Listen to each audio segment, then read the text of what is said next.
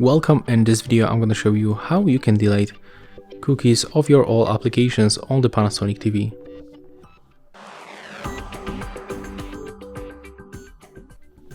So first of all, you have to open the menu on your TV. So use this menu button on the remote control, and then you have to scroll down for the setup, just right here.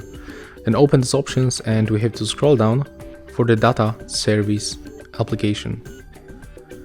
So as you can see, when you open the data service application, we can simply delete all cookies, select yes, and there is also another option if you want to store this data.